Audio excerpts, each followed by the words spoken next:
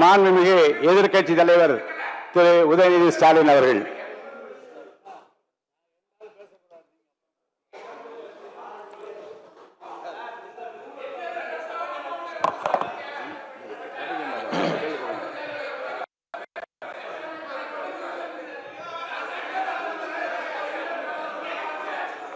மாண்பு உறுப்பினர், நீங்க பேச ஆரம்பிக்கலாம்.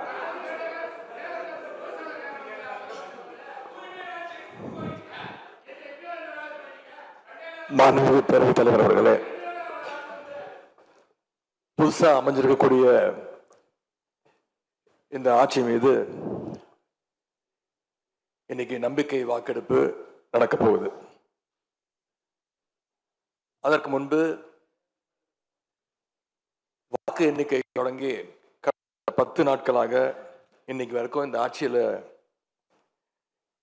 ஒவ்வொரு நாளும் என்னென்ன நடந்திருக்குங்கிறத எதிர்க்கட்சியாக சில விமர்சனங்களோடு இங்க வைக்க நான் விரும்புகிறேன். தமிழக வெற்றி கழகம் ஆட்சி அமைக்கணும்னு பெரும்பான்மையான மக்கள் உங்களுக்கு வாக்களிக்கவில்லை.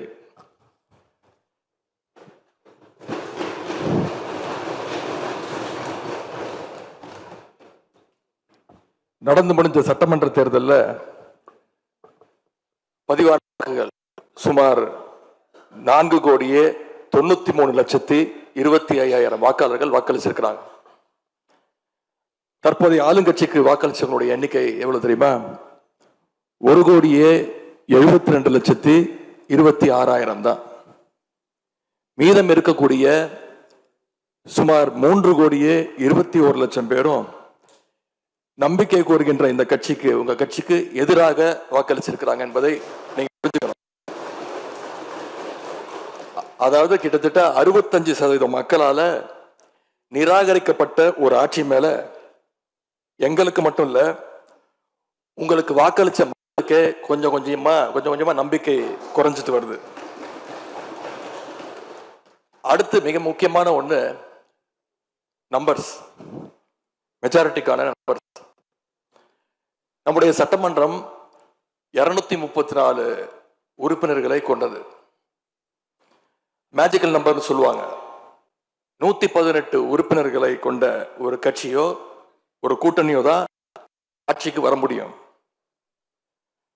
இப்ப நம்பிக்கை கோருகின்ற இந்த கட்சிக்கு, உங்க கட்சிக்கு அந்த நம்பர்ஸ் இருக்கான்னு கேட்டா இல்ல. 108 இடங்கள் தான் இருக்கு. அந்த கட்சியினுடைய தலைவர் மாண்புமிகு முதலமைச்சர் அவர்கள் தன்னுடைய வெற்றி குறித்த நம்பிக்கை இல்லாத காரணத்தினால 2 இடங்கள்ல போட்டி போட்டு அதுல ஒரு இடத்தை இன்னைக்கு ராஜினாமாவும் செஞ்சிருக்கிறார். இன்னும் அந்த தொகுதி மக்களை சந்திச்சு, நேரில் சந்திச்சோ இல்ல ஒரு அறிக்கை மூலமாகவோ ஒரு நன்றியை கூட இன்னும் தெரிவிக்கல. அது மட்டும் இல்ல, நேத்து உயர்நீதிமன்றம் அளிச்ச தீர்ப்புல ஆளுங்கட்சியை சேர்ந்த திருப்பத்தூர் சட்டமன்ற தொகுதியினுடைய மாண்புமிகு உறுப்பினர் வாக்கெடுப்புல கலந்து கொள்ள கூடாதுன்னு நீதிமன்றத்தில் சொல்லியிருக்கிறாங்க. அதனால இப்ப ஆளுங்கட்சிக்கு வெறும் 106 இடங்கள் தான் இருக்கு. ஆனாலும் தேர்தல்ல தனக்கு எதிராக எங்க தலைவர் அமைச்ச கூட்டணியில போட்டியிட்ட கட்சிகளை எல்லாம் இன்னைக்கு சேர்த்துக்கிட்டு பெரும்பான்மைக்கான கடிதத்தை ஆளுநருக்கு கொடுத்து இன்னைக்கு இந்த ஆட்சி அமைக்கப்பட்டிருக்கு. இந்த ஆட்சிக்கு இன்னைக்கு ஆதரவு தெரிவிச்சிருக்கக்கூடிய இந்திய கம்யூனிஸ்ட் கட்சி, மார்க்சிஸ்ட் கம்யூனிஸ்ட் கட்சி, இந்திய யூனியன் முஸ்லீம் லீக், விடுதலை சிறுத்தைகள் கட்சிகளை சேர்ந்த மதிப்பிற்குரிய தலைவர்கள் எல்லாம் சொன்ன காரணம், இந்த ஆட்சியை நாங்க சப்போர்ட் பண்றோம் அப்படின்னு அவங்க சொன்ன காரணம், குடியரசுத் தலைவர் ஆட்சி அமைஞ்சிடக்கூடாது என்ற எண்ணத்துல உங்களுக்கு வெளியில இருந்து ஆதரவு தரோம் அப்படின்னு தெளிவா சொல்லியிருக்கிறாங்க.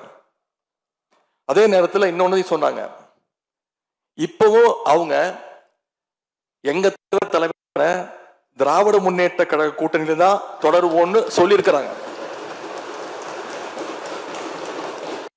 உங்களுக்கு ஆதரவு கொடுக்கும் போது அவங்க சொன்ன இன்னொரு காரணமும் இருக்கு.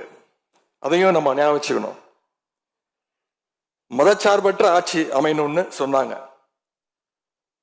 ஆனா இப்ப இங்க என்ன நடந்திருக்கு?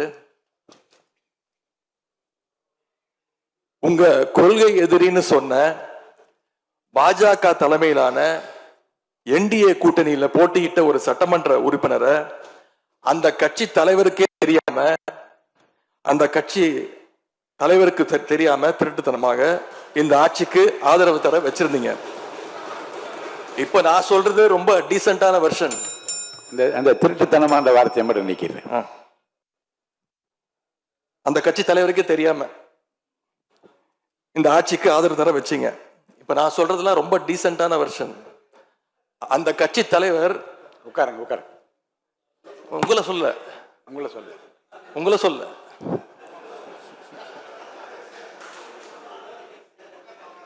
காமராஜ் உட்காருங்க. மாண்பு உறுப்பினர் காமராஜ் உட்காருங்க. மாண்பு உறுப்பினர் காமராஜ் உட்காருங்க. மாண்பு உறுப்பினர் காமராஜ் உட்காருங்க. இப்ப நான் சொன்னதுல ரொம்ப டீசென்டான விஷயம் வெர்ஷன். அந்த கட்சி தலைவர் திரு டிடிவி தினகரன் சொன்னது என்ன தெரியும்? சொன்னாரு, ஆட்சிக்கு வர்றதுக்கு முன்னாடியே குதிரை பேரத்துல ஈடுபடுறார் சொல்லியிருக்கிறாரு. மாற்றம்னு சொன்னீங்க, இது மாற்றம் இல்ல துர்நாற்றம் அப்படின்னு சொல்லியிருக்கிறார். அடுத்து பாஜக தலைமையிலான என்டிஏ கூட்டணியில் இருக்கக்கூடிய பெரிய கட்சியான அதிமுக இன்னைக்கு கிட்டத்தட்ட 2 பிளவுபட்டிருக்கு. பிளவுபட்ட ஒரு குரூப் உங்களுக்கு ஆதரவு தெரிவிச்சிருக்கிறாங்க. அடுத்து நடந்த இன்சிடென்ட் தான் மிகப்பெரிய ஒரு ட்விஸ்ட். பிளவுபட்ட குரூப்ல இருக்கக்கூடிய ஒரு தலைவரோட வீட்டுக்கு ஒரு புது சோஃபா போகுது. சோஃபா பின்னாடியே புது முதலமைச்சரும் அந்த வீட்டுக்கு போறாரு. புதுமையான ஆட்சின்னு சொன்னீங்க. இன்னைக்கு புஷ்பா பட பாணியில ஆட்சி நடந்துகிட்டு இருக்கு. தமிழ்நாட்டு வரலாற்றிலேயே முதன்முறையாக, இந்திய வரலாற்றிலேயே முதன்முறையாக ஒண்ணு நடந்திருக்கு.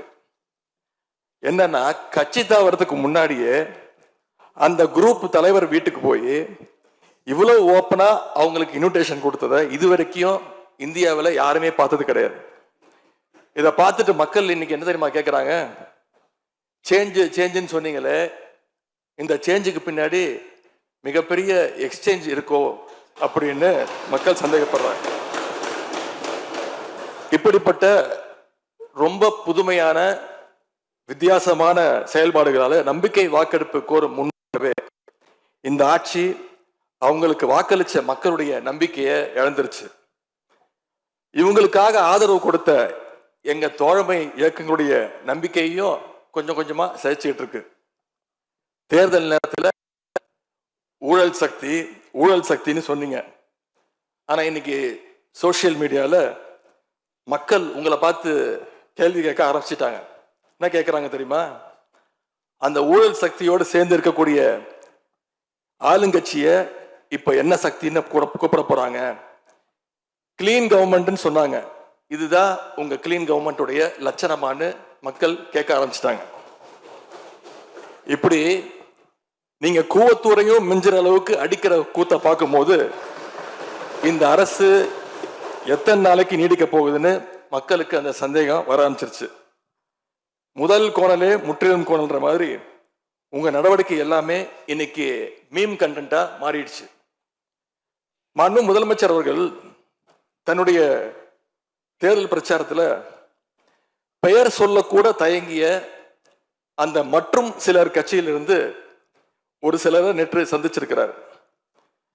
அந்த மற்றும் சிலரில் இருந்து சிலர் அமைச்சராக வருவதற்காகவும் வாய்ப்புகள் இருப்பதா செய்திகள் வருது.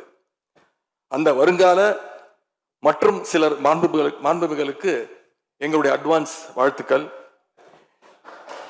இப்படி எங்க கூட்டணி கட்சியில் இருந்த கட்சிகள் மற்றும் சிலர் கட்சிகளிடமிருந்து கடன் பெற்ற சட்டமன்ற உறுப்பினர்கள் தான் இன்னைக்கு இந்த அரசு நடந்துகிட்டு இருக்கு. இப்படி எம்எல்ஏக்களை எல்லாம் கடன் பெற்று ஆட்சி நடத்துகின்ற முதலமைச்சர் தான் அளித்துள்ள போலி வாக்குறுதிகளை நிறைவேற்ற முடியாதுன்னு தெரிஞ்ச உடனே முந்தைய அரசு, அதாவது எங்களுடைய அரசு, வளர்ச்சிக்காக பெற்ற கடன் குறித்து தவறான கருத்துக்களை தந்து மக்களை இன்னைக்கு திசை திருப்ப முயற்சி செஞ்சு கொண்டிருக்கிறார். பெரும்பான்மையும் இல்லாத அரசியல்ல அடிப்படை நேர்மையும் அல்லாத இந்த அரசு நல்லாட்சி தரும், தமிழ்நாட்டு மக்களுடைய உரிமைகளுக்காக போராடும்னு மக்களுக்கு துளியும் நம்பிக்கை இல்லை. முக்கியமான ஒரு விஷயத்தை இங்க நான் பதிய வைக்க விரும்புகிறேன். உங்களுக்கு ஓட்டு போட்ட மக்களே நடக்கிறதையெல்லாம் பார்த்துட்டு ஒரு பெரிய தப்பை பண்ணிட்டோமோன்னு இன்னைக்கு வருத்தப்பட ஆரம்பிச்சிட்டாங்க. மக்களுடைய அந்த உணர்வை வெளிப்படுத்தும் விதமா இந்த ஓட்டெடுப்பில் கலந்துக்காம திராவிட முன்னேற்ற கழக உடன்பிறப்புகள் உறுப்பினர்கள் நாங்க வெளிநடப்பு செய்ய போறோம். நாங்க வெளிநடப்பு செஞ்சாலும் அதனால பேரவையுடைய எண்ணிக்கை அளவு குறைஞ்சு நீங்க நிச்சயம் இந்த வாக்கெடுப்புல வெற்றி பெறதான் போறீங்க. அப்படி வெற்றி பெற்ற பிறகாவது மக்களுடைய நம்பிக்கையை காப்பாற்றுற மாதிரி உங்களுடைய பணிகள் இருக்கணும், உழைங்க. எங்க தலைவர் திரு முத்துவேல் கருணாநிதி ஸ்டாலின் அவர்கள் கடந்த 5 வருஷமா ஒவ்வொரு குடும்பத்துக்கும் பார்த்து பார்த்து திட்டங்களை நிறைவேற்றி கொடுத்தார். அந்த திட்டங்களை எல்லாம் நீங்க தொடரணும். தயவு செஞ்சு அதில் அரசியல் செய்ய வேணாம். ஏன்னா இந்த மாசம் 15ஆம் தேதி கலைஞர் மகளிர் உரிமை 1,31,00,000 தாய்மார்கள் காத்துக்கிட்டு இருக்கிறாங்க. அந்த 1000 ரூபாய் வருமா அப்படின்னு காத்துக்கிட்டு இருக்கிறாங்க. அதே மாதிரி புதுமை பெண் திட்டம், தமிழ் புதுவன் திட்டங்கள்ல காலேஜ் போற ஸ்டூடெண்ட்ஸ் அவங்களுக்கு வர மாசம் வர கல்வி ஊக்கத்தொகை 7ஆம் தேதி கொடுத்துருக்கணும். இது வரைக்கும் வரல, அவங்களும் காத்துக்கிட்டு இருக்கிறாங்க. இப்ப ஸ்கூல் இல்லைனாலும் ஜூன் 2ஆம் தேதி ஸ்கூல்ல ரீஓபன் பண்ண போறாங்க. அப்ப காலை உணவு திட்டத்துக்காக பள்ளி மாணவர்கள்லாம் காத்துக்கிட்டு இருக்கிறாங்க.